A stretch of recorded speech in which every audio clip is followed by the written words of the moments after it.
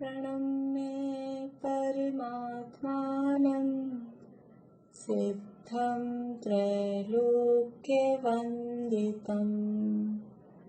स्वाभाविकचिदानन्द स्वरूपं निर्मलाव्ययम् शुद्धजीवादिद्रव्याणां देशिकं च जिनेश्वरम् द्रव्यसंग्रहसूत्राणां वृत्तिं वक्षे समासतः जीवमजीवमदर्वं जिणवर्वसहीणजीर्णनेतिष्ठम् देविन्दविन्दवन्दं वन्दितं सर्वदा शिरसा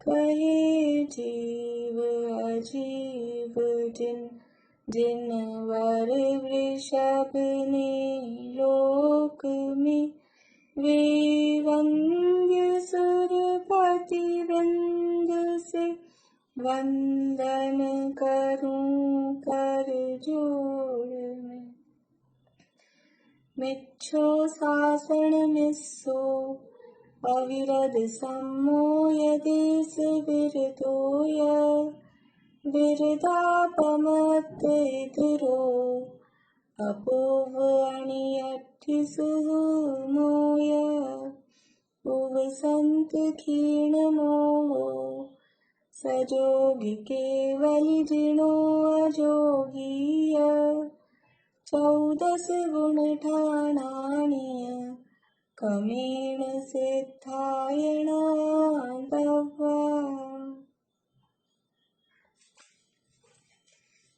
गाथाएं बोलनी है।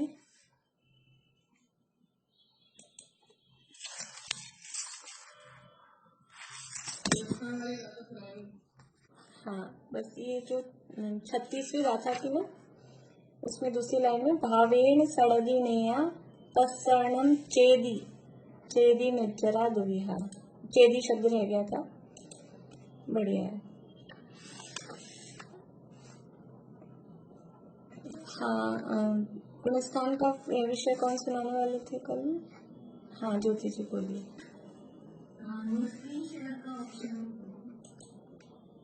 हाँ,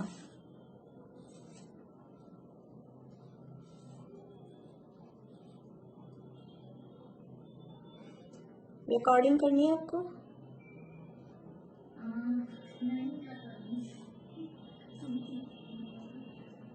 ठीक है।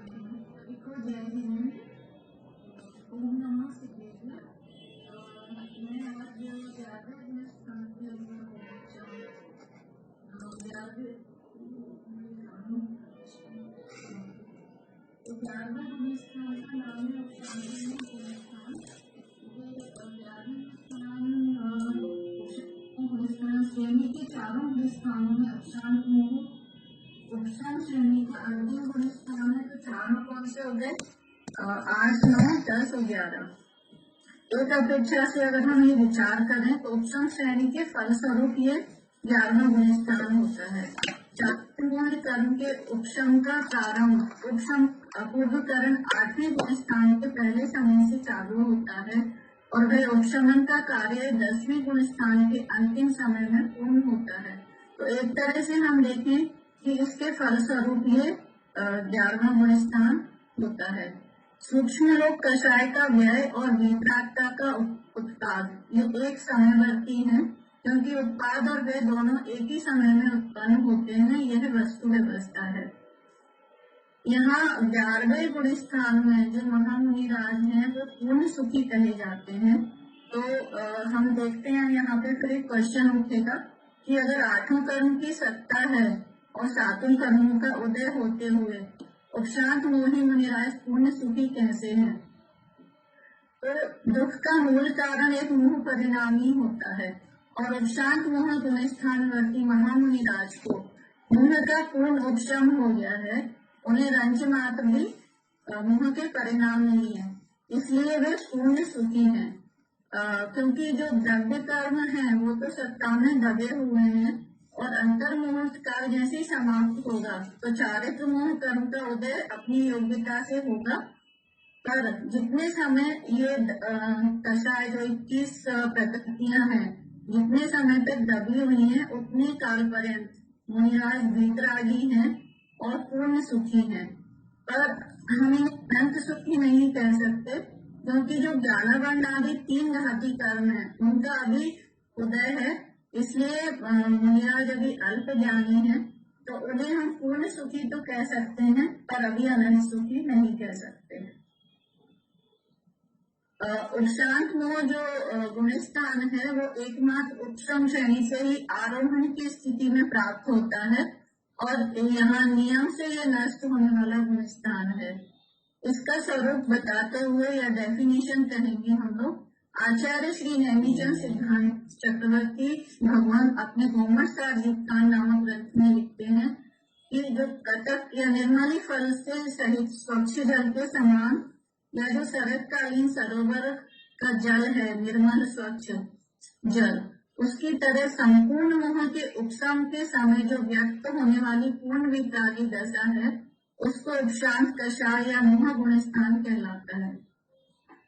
इसका मतलब क्या हुआ कि इससे ये भाव निकलता है कि जैसे मलिन जल जो है जिसमें कि हमने निर्मली फल डाला हुआ है उसमें भी गंदगी नीचे बैठी हुई है और जो शरतकालीन सरोवर है उसमें भी नीचे कीचड़ बैठा हुआ है। तो कोई भी अगर प्रसन्न होगा तो मलिनता या जो कीचड़ है वो फिर से जल में एक साथ एक हो जाता है। उसी प्रकार आत्मा के जिन वितरागी भावों की निमित्तता में मोहिनी कर्म का पूर्णतः उपशम हो जाता है उसके स्पर्धक उदय में नहीं आते हैं दबे रहते हैं उन भावों को उपशांत मोह या उपशांत कषाय वितराग छद्मस्त कहते हैं। 11वें गुण स्थान का दूसरा नाम उपशांत मोह या उपशांत कषाय वितराग छद्मस्त भी है। इसमें इन शब्दों की डेफिनेशन बताऊंगी मैं। जैसे उपशांत तो जिनकी कषाय उपशांत हो गई है उन्हें उपशांत कषाय कहते हैं। जिनका राग नष्ट हो गया है उन्हें वितरागी कहेंगे। वर्तमान में सब प्रकार की राग आदि से रहित है वो। ज्ञानावरण और दर्शनावरण कर्म को छद्म कहते हैं। उनमें स्थित जीवों को अर्थात वे कर्म जिनके अभी भी विद्यमान है वो छद्मस्त कहलाते हैं।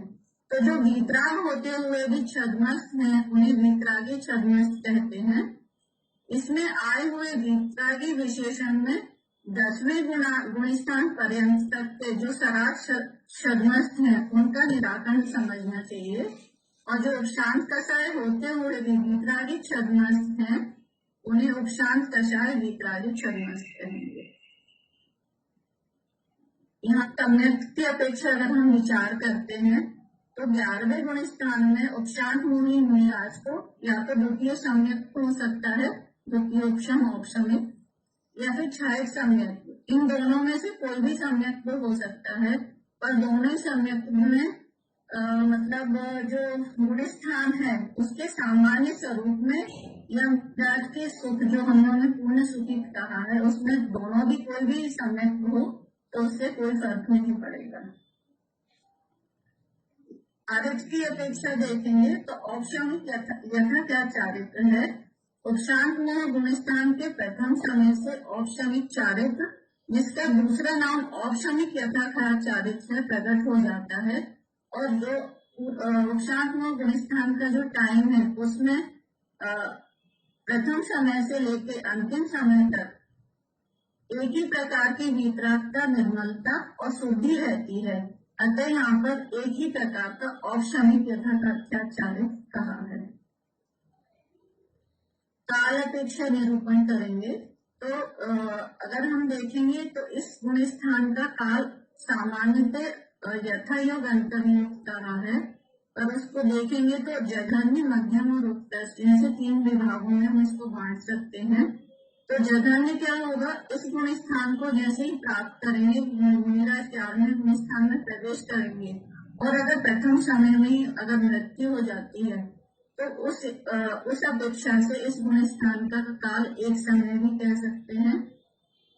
अदरवाइज उत्कृष्ट काल देखेंगे तो उत्कृष्ट काल यथायोग एक अंतर्मुख या दो क्षुद्र भाव भी कह सकते हैं। और मध्यम, तो मध्यम जो है दो समय से लेकर जो यथायोग अंतर्मुख में एक समय कम करेंगे तो बीच के जो भी सारे समय है वो मध्यम काल हो जाएगा। गमनागमन, तो गमनागमन में यहाँ से बहुत ज्यादा कोई ऑप्शंस नहीं है।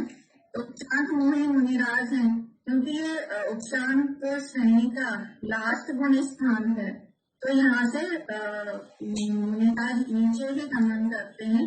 मतलब गमन जो होगा 11वें गुण स्थान से या तो 10वें गुण स्थान में ही होगा, या फिर मृत्यु की अपेक्षा से देखेंगे तो चौथे गुण स्थान में भी गमन होता है।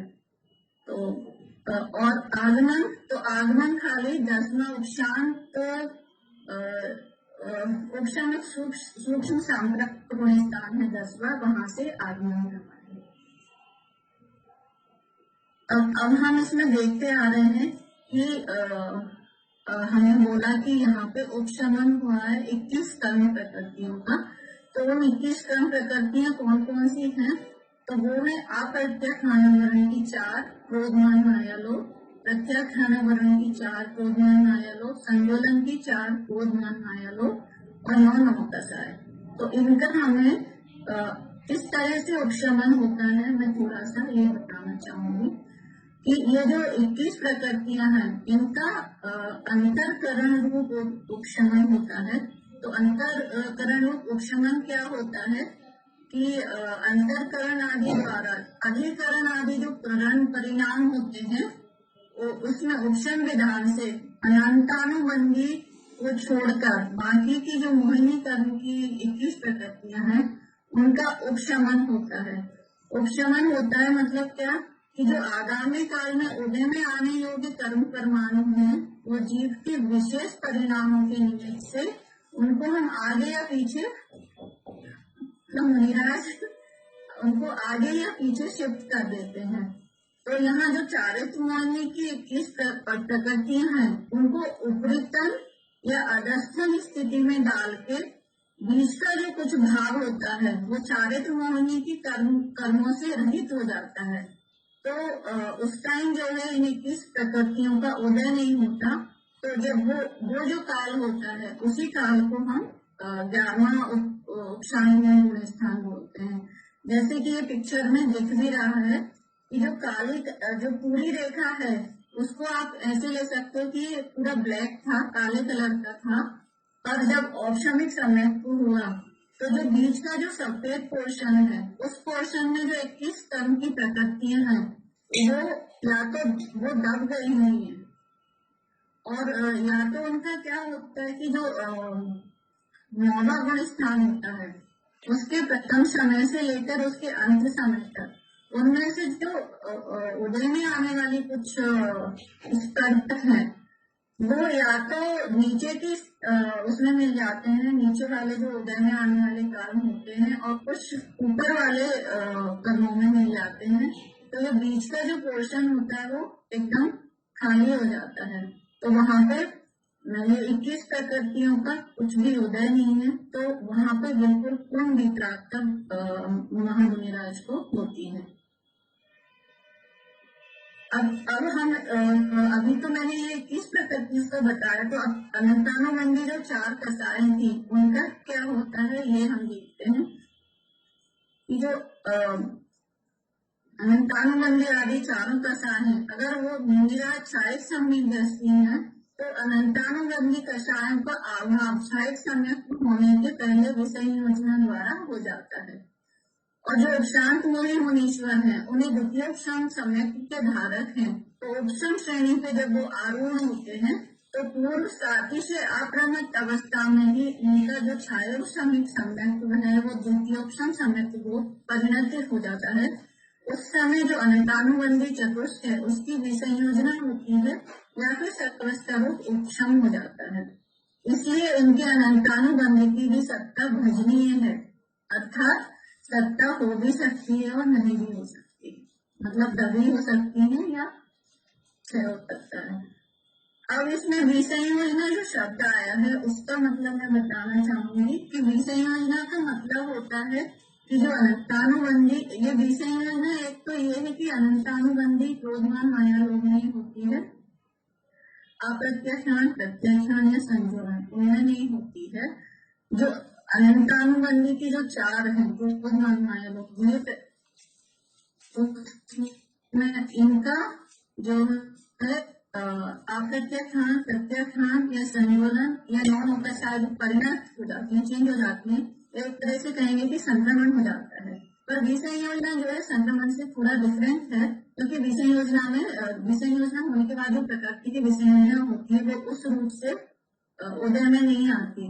पर अनंतानुबंधी की विसंयोजना जो है संक्रमण वाली जो प्रकृति है वो उस रूप उदय नहीं आती अगर दूसरे रूप संक्रमण हो जाता है तो। पर अनंतानुबंधी की जो विसंयोजना होती है उसका संयोजन भी हो सकता है बाद में किसी कारण से, तो इसलिए इनको संक्रमण नहीं कहेंगे, विसंयोजना कहेंगे। इसमें भाव देखेंगे तो भाव में औपचारिक आदि जो भाव हैं वो सारे पाए जाते हैं, मतलब जो 53 में से 21 भाव अभी भी 11वें स्थान में पाए जाते हैं। उसमें औपचारिक के 2 रहेंगे, छायिक में छायिक रहेगा, छायोपचारिक में 4 ज्ञान रहेंगे, 3 दर्शन रहेंगे और 5 लब्धियां रहेंगी। औदयिक में 1 गति 1 अज्ञान 8 सिद्धत्व और शुक्ल ध्यान।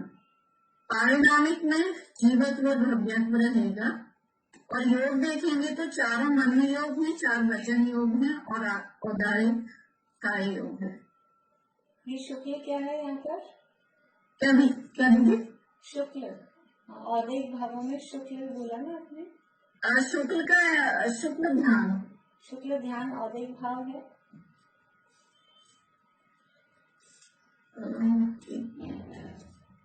ये है शुक्ल लेश्या। अच्छा हाँ शुक्ल।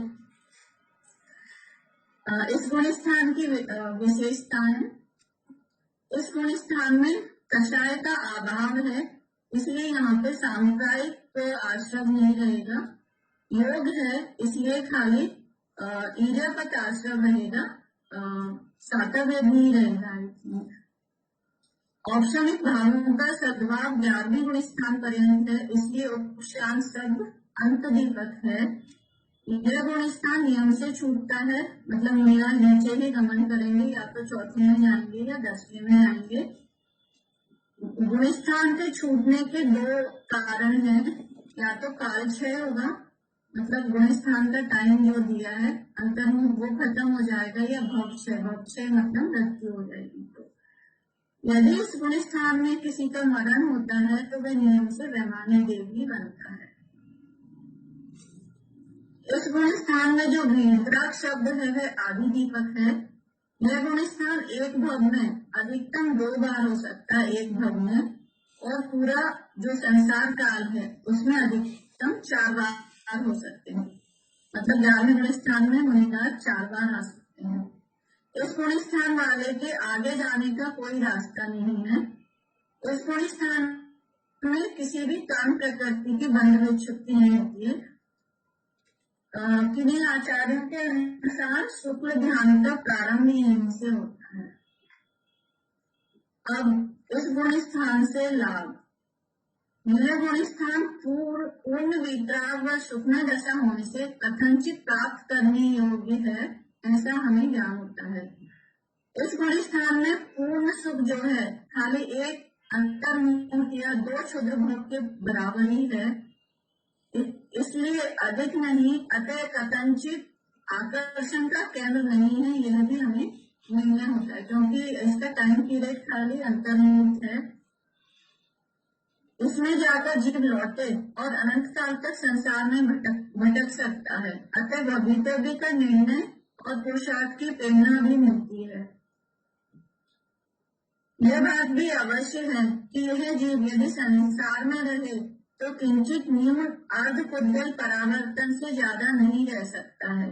इस जानकारी से यह अवस्था सर्वथा तिरस्कार के योग्य ही नहीं है। इस अवस्था से गिरने के 2 कारण हैं, काल क्षय और भव क्षय। अन्न कषाय आदि का निमित्त नहीं। ऐसे निर्णय से कर्म के शक्तिशाली या सभ्यता बलवान नहीं है, यह निर्णय भी होता है। बिकॉज यहाँ पे जो रंगीराज नीचे आ रहे हैं तो दो कारण है, कालक्षय और भक्षय। तो मतलब कोई ऐसा नहीं है कि कोई कर्म प्रकृति का उदय आया उसके वजह से उनका पतन नहीं हो रहा है। देखिए मैंने इसमें अंतर लिखी क्योंकि 12वां गुण स्थान हो गया है, तो 11वें गुण स्थान और 12वें गुण स्थान में जो अंतर है वो बताऊं। थोड़ा सा फास्ट जल्दी से बोल दीजिए।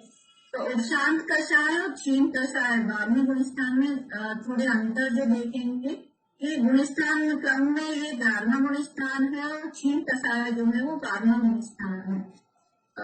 उपशांत कषाय में 21 प्रकृतियों का उपशम हुआ है, क्षीण कषाय में 21 प्रकृतियों का क्षय होता है। उपशांत कषाय से मुनिराय नियम से नीचे ही जाते हैं और क्षीण कषाय से यहाँ नियम से अति होती है, मतलब 13वें गुण स्थान में। उपशांत का जो सम्यक है या तो वो द्वितीयोपशम है या फिर क्षायक, दोनों में एक हो सकता है। और क्षीण कषाय में स्थान में हमेशा क्षायक सम्यक ही होगा। चारित्र की अपेक्षा भी इसमें यथाख्यात औपशमिक चारित्र है, क्षीण कषाय में क्षायक चारित्र है। ये 11वां गुण स्थान उपचार से मोह मुक्त है और क्षीण कषाय है वो तो वास्तव में वहां तो क्षीण हो गया है तो मोह मुक्त है वो। 11वें गुण स्थान में मरण संभव है, 12वें गुण स्थान में मरण संभव नहीं है। यहाँ शुक्ल ध्यान का दूसरा भेद नहीं माना है, यहाँ शुक्ल ध्यान का दूसरा भेद होता है क्षीण कषाय में। यथायोग अंतर्मुख होने पर भी 11वें गुण स्थान का काल क्षीण कषाय की अपेक्षा अधिक रहा है और 12वें गुण स्थान का जो काल है वो 11वें की अपेक्षा कम करते हैं। 11वें में मरण संभव है, 12वें में मरण संभव नहीं है। यह मोक्ष जाने पर्यंत काल में अधिक 4 बार हो सकता है, पर 12वां गुण स्थान मोक्ष जाने वाले को एक ही बार होता है। 11वां गुण स्थान प्राप्त करने के बाद भी अगर पुरुषार्थहीनता आदि कारणों से कुछ कम अर्धपुद्गल परावर्तन काल तक संसार में रह सकते हैं, 12वां गुण स्थान जो है वो तद्भव मोक्षगामी ही होते हैं। मोक्ष मार्ग में 11वां गुण स्थान जो है वो मोक्ष मार्ग में नियम से प्राप्त हो ऐसा नहीं है, और 12वां गुण स्थान मोक्ष मार्ग में नियम से प्राप्त होने वाला गुण स्थान है। बस इतना ही। थैंक यू मेरा सुनने के लिए और मेरे को बोलने का चांस देने के लिए। धन्यवाद। जय जय। बढ़िया। एक ये जो आपने यहाँ लिखा है यथा योग्य अंतर्मुख होने पर भी इसका काल क्षीण कषाय की अपेक्षा अधिक है, 11वें का। हाँ। और 12वें का काल कम है, लेकिन 12वें का काल तो है 4 शूद्र भाव प्रमाण और 11वें का काल है 2 शूद्र भाव प्रमाण। दीदी मैं देख लूंगी, मैंने नाम तो आप चेक कर लेना। हाँ मुझे लगता है मैंने ये वैसे तो इसी गुण स्थान में बेचन और वो एक और जो है ना प्रवीण जी वाले में से लिखा है मेरे हिसाब से। हाँ उसमें भी इसे देखा था। चेक कर लेना हो सकता है लिखने में गलती है या फिर क्योंकि जो काल है 11वें का तो 2 शूद्र भाव है और 12वें का 4 शूद्र भाव है, तो 12वें का काल ज्यादा है। हाँ मैं अभी चेक करके बता, इस अपेक्षा से ज्यादा है। बाकी बहुत अच्छा है आपका प्रेजेंटेशन, बहुत अच्छा। थोड़ा टाइम की मैनेजमेंट की बात हो जाती है, वो टाइम ज्यादा हो जाता है। पिछली बार भी आपके इसमें टाइम ज्यादा हो गया था। बाकी प्रेजेंटेशन अच्छा है, बताया भी आपने अच्छा है, सब कुछ बहुत अच्छा है, बहुत बढ़िया। 12वें और 11वें के गुण स्थान का जो डिफरेंस है वो मैं माइनस करने का सोच रही हूँ, तो टाइम बच जाएगा। और 12वां हो गया तो इसमें चलिए ठीक है, बहुत बढ़िया।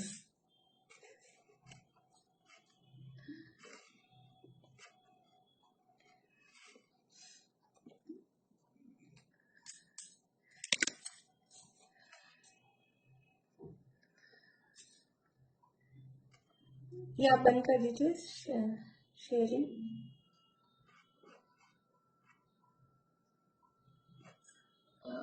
मेरा तो हो ही नहीं रहा, आपके साइड से शेयर करना पड़ेगा आपको। आपकी स्क्रीन आ रही है?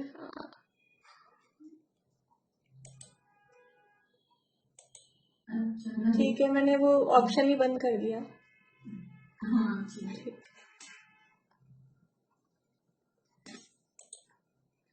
देखिए, अपनी यहाँ चर्चा चल रही है 37वीं गाथा के अंतर्गत,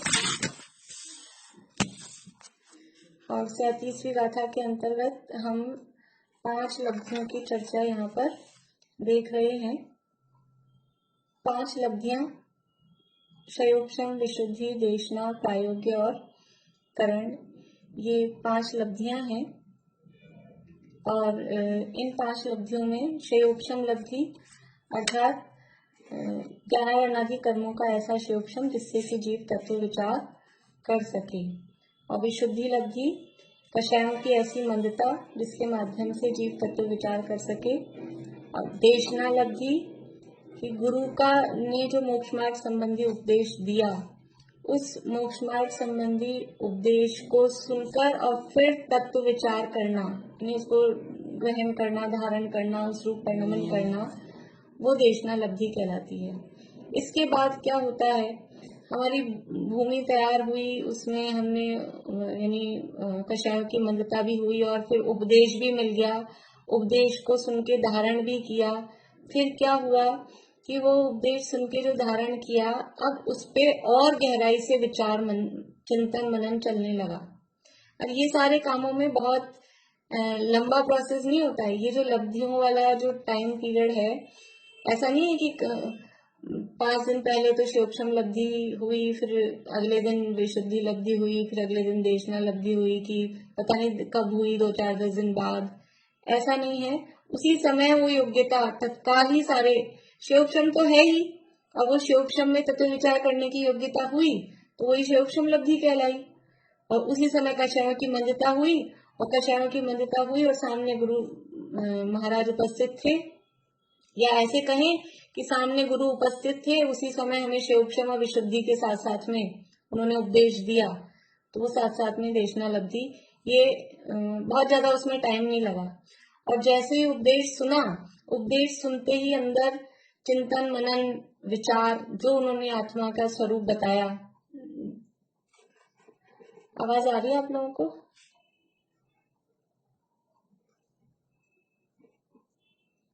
आ रही है आवाज?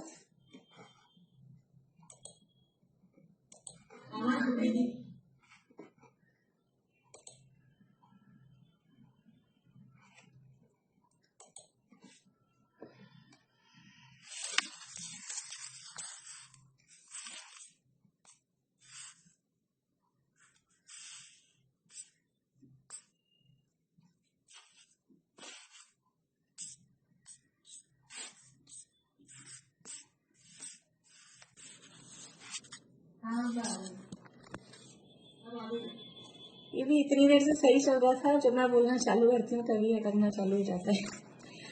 कुछ चक्कर ही है इसमें भी। चलिए, क्या बात चल रही थी अपनी प्रायोग्य लब्धि की, कि वो जो देशना सुनी है, अब उस देशना का प्रयोग करना है, उसको प्रैक्टिकल यूज में लेना है, किस तरह से वो उस रूप का परिणमन करना है। तो जैसे ही देशना सुनी और उपयोग चिंतन मनन विचार में लगा आत्मा के स्वरूप का। कौन सा चिंतन मनन विचार करना है?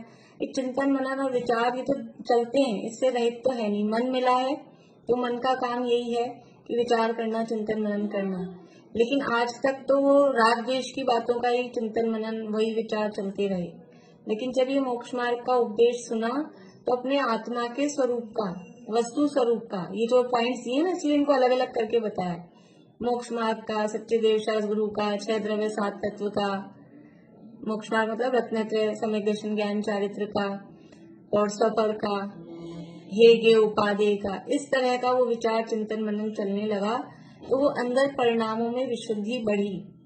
विशुद्धि बढ़ी तो जीव के परिणामों में विशुद्धि बढ़ी तो कर्मों में क्या हुआ कि जो पिछले कर्म जितने भी बंधे हुए थे, उन सब बंधे हुए कर्मों की स्थिति घटकर अंतः कोड़ा कोड़ी सागर रह गई। कितने भी कर्म बंधे हुए हों, 70 कोड़ा कोड़ी के, 40 कोड़ा कोड़ी के, 20, 30, 50, 10, जितने भी कोड़ा कोड़ी सागरों के कर्म बंधे हुए थे, वो सब कर्मों की स्थिति अंतः कोड़ा कोड़ी सागर रह गई।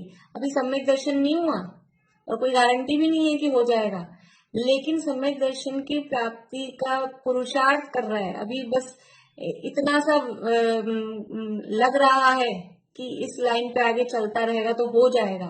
उतने में तो कर्मों में ये हो गया कि कर्मों की स्थिति इतनी इतनी कम हो गई। अभी भी अटक रही क्या आवाज?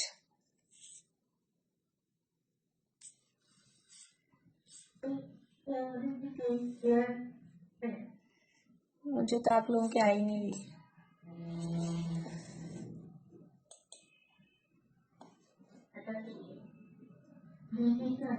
चलिए 1 मिनट और बंद होगा, फिर 1 मिनट और बंद होगा।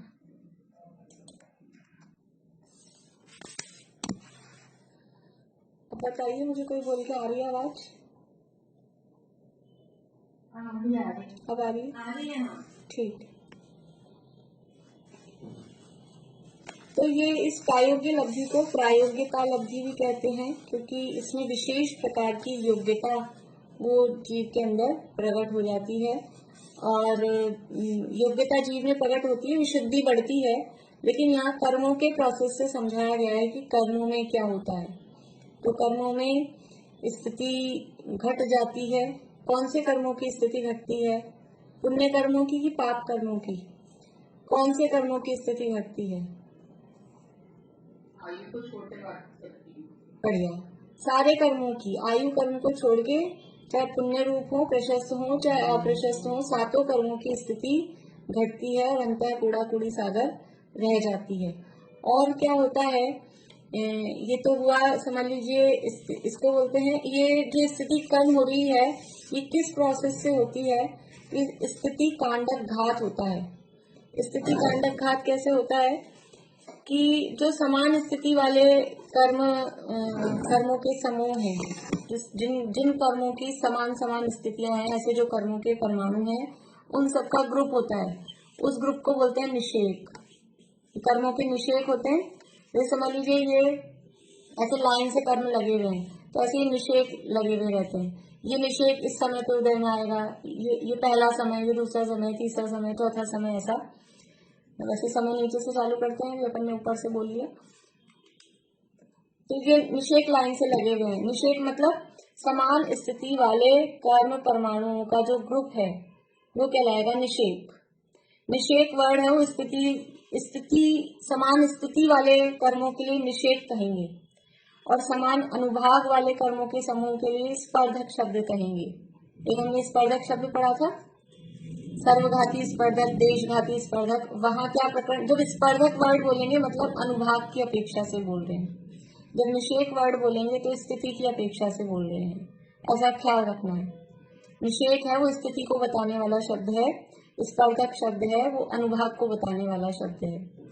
तो ऐसे ये कर्मों के ऐसे निषेक लगे हुए हैं लाइन से।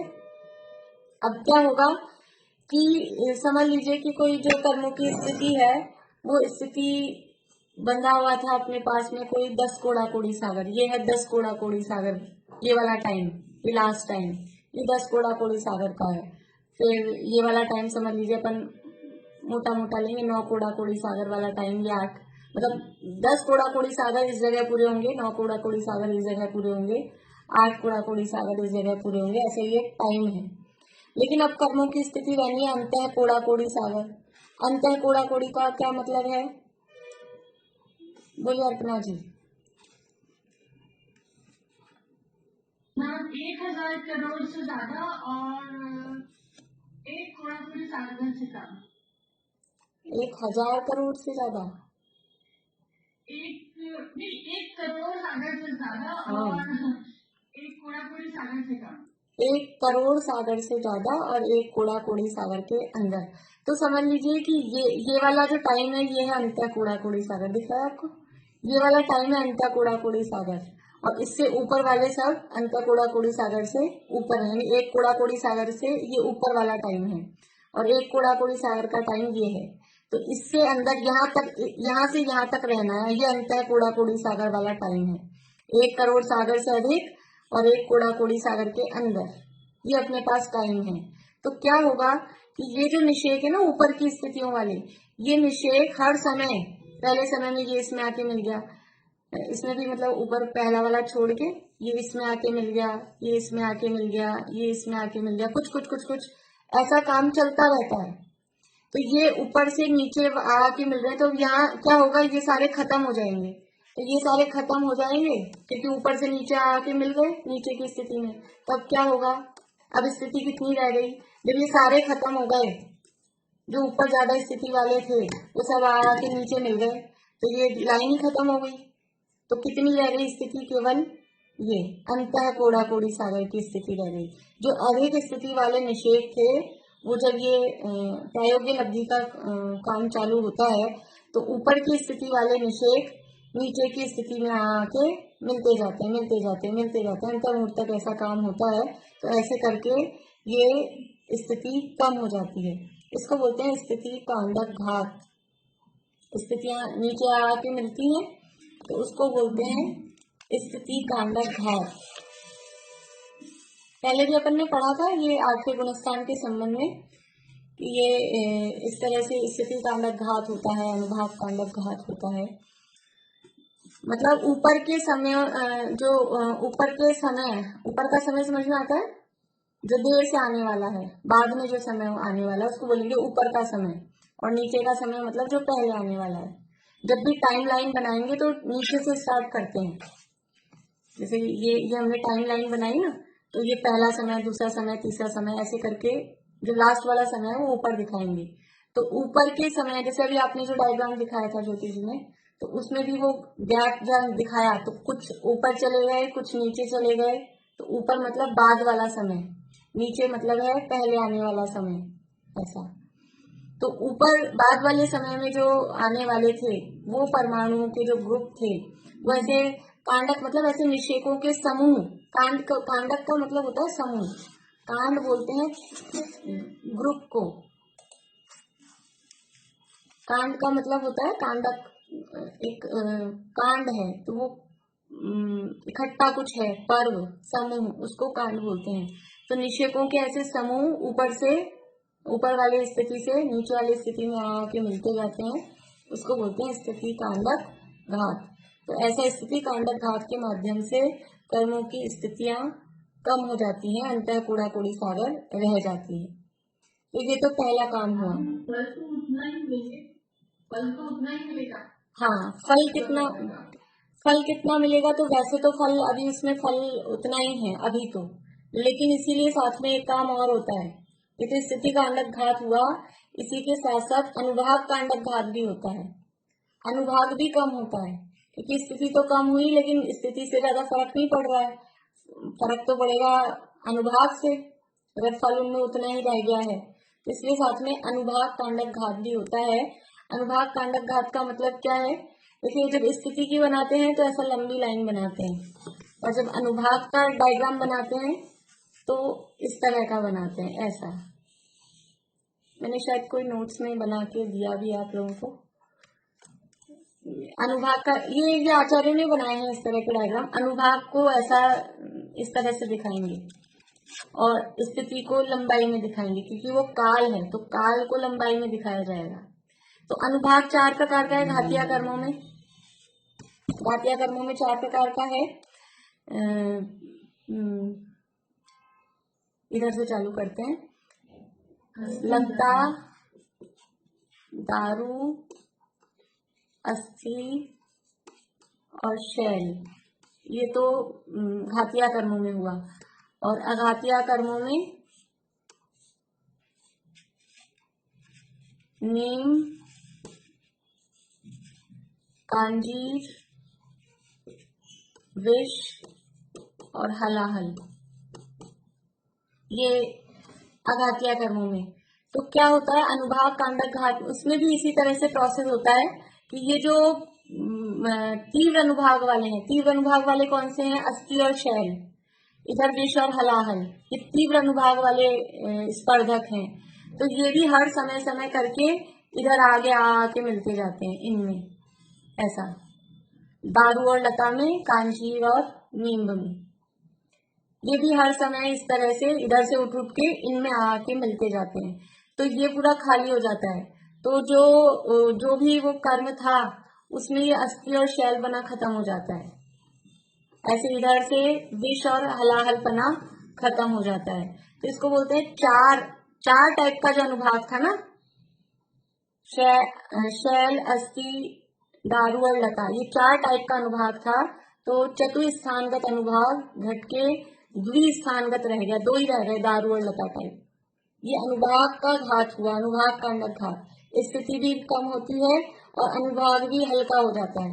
जो तीव्र अनुभाग थे 2 टाइप के, वो गायब हो जाते हैं, वो खत्म हो जाते हैं, घातिया कर्मों में भी और अघातिया की पाप प्रकृतियों में। ये इसमें ध्यान रखने वाली बात है। पाप प्रकृतियों का अनुभाग 4 स्थान वाला अनुभाग घट के 2 स्थान वाला रह जाता है पाप प्रकृतियों में। पुण्य प्रकृतियों में भी ऐसे ही घटता है क्या? पुण्य प्रकृतियों में घटता नहीं है, पुण्य में तो बढ़ता है। देखो कैसा, मतलब यद्यपि पुण्य और पाप दोनों ही कर्म है, दोनों ही संसार में बंधन के कारण है, लेकिन जब तक जीव संसार में है, जो जीव आत्मा की आराधना कर रहा है, आत्मा को जानने पहचानने में लगा हुआ है, उसकी साधना में लगा हुआ है, और जब तक वो संसार में है तब तक अपने आप ऑटोमेटिक ही वो पुण्य बढ़ता है, उसका अनुभाग बढ़ता है। ये ऐसा होता है। एंड में जाके लास्ट में तो वो भी खत्म होना ही है, लेकिन जब तक संसार में रहेगा तब तक उसका अनुभाग फिर बढ़ता है। तो ये जो अप्रशस्त कर्म है, पाप प्रकृतियां हैं, उन पाप प्रकृतियों का अनुभाग 4 टाइप का अनुभाग घट के 2 टाइप का अनुभाग रह जाता है। मतलब जो तीव्र अनुभाग थे, जो कठोर वाले अनुभाग थे, ज्यादा कड़वे वाले अनुभाग थे, वो कम होकर और जो हल्के वाले अनुभाग हैं उतने में ही वो रह जाता है। इसको बोलते हैं अनुभाग कांडक घात। ऐसे अनुभाग भी इस तरह से हल्के अनुभाग में आके वो मिल जाता है, तो वो उस तरह से उनके ग्रुप के ग्रुप खत्म होते हैं स्पर्धकों के, तो उसको बोलते हैं अनुभाग कांडक घात। तो 2 काम हुए, स्थिति कांडक घात और अनुभाग कांडक घात। यानी स्थिति जो थी वो कम हो गई, घट गई। अनुभाग भी जो पाप रूप अनुभाग था, वो पाप रूप अनुभाग भी कम हो गया। अभी तो टाइम आज कम रह गया, मुझे आज टाइम चाहिए था इसमें। चलिए थोड़ा सा 2-4 मिनट में फास्ट बता देती हूँ, फिर देख लेंगे जो भी कल नहीं आएगा तो समझ में। फिर होता है, हाँ चमेली आंटी बोलिए।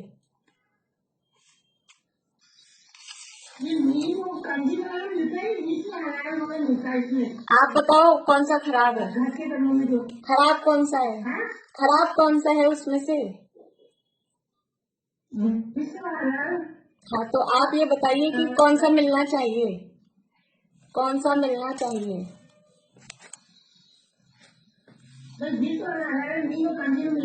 हाँ, विषय हलाहल वो खराब है ना। हाँ, क्योंकि अभी आत्मा के को जानने की प्रक्रिया चल रही है, तो कर्मों के बंधन ढीले पड़ रहे हैं। तो वो कर्मों के बंधन ढीले पड़ रहे हैं, तो विषय हलाहल वाला कैसे अपने पास रह सकता है? तो विषय हलाहल वाला घट के खत्म होके नीम और कांजी रूप रह जाता है। बस हलाहल जहर है, और वो जैसे पोटेशियम साइनाइड होता है ना, मतलब ऐसा जहर है कि उसको जीभ पे रखते ही आदमी मर जाए। एक तो नॉर्मली जहर होता है, धीरे धीरे असर करता है, खाया है खाते ही मरण हो जाए, ऐसा जैसे कुछ मूवीज में दिखाते हैं ना, वो जहर पी लिया उसने और फिर वो लिख भी देती है, फिर वो बता भी देती है मैंने पी लिया है, इतना टाइम उसको मिल जाता है। लेकिन ये हलाहल ऐसा है कि वो कुछ टाइम नहीं, इधर रखा और खत्म तुरंत, ऐसा वो इतना कड़वा जहर का मतलब कड़वा। अपन ऐसे नहीं बोलते कोई ककड़ी निकल चखी अपन ने और एकदम कड़ी जहर है, उसके साथ जहर वार लगाते हैं कड़वे के साथ में। तो जहर का मतलब वो कड़वे का एक्सट्रीम, इतना कड़वा कि मर जाए आदमी उसको खाते। तो ये विष और हलाहल दोनों जहर के टाइप्स हैं। फिर होता है स्थिति बंधापसरण। फिर मतलब सब एक साथ ही हो रहा है, लेकिन हम समझने में क्रम अभी नहीं करती हूँ स्टार्ट, फिर वो ये लेट हो जाएगा, 2:30 तो बज गए पूरे। बोलिए ज्योति जी। मैंने ना वो उसमें से भी देखा था, ये जो तत्वज्ञान तो उसमें तो वही लिखा है कि जो भी ज्ञान में जो पुण्य स्थान है उसका अधिक है बढ़ने से, पर तो इसका हमने देख लिया। इसमें वही लिखा है 4 शुद्ध भाग लिखा हुआ है, बाद में दोनों स्थान का देख लूंगी मैं भी और देख लूंगी इसको। आपने तो आपने 2 शुद्ध भाग लिखा है, तो हाँ, अब पता नहीं कौन सा सही है। देख लेंगे उसको, देख लेंगे, वो दोनों में ही देखना पड़ेगा, दोनों में ही विद्वानों की लिखी हुई है, देख लेंगे। ठीक है, अभी यही रुकते हैं अपन। स्थिति बंधाक्षरण और फिर प्रकृति बंधाक्षरण, 2 चीजें और है, वो कल देख के फिर करण लब्धि की बात अपन शुरू करेंगे। अब यही पूरा करते हैं। जय श्री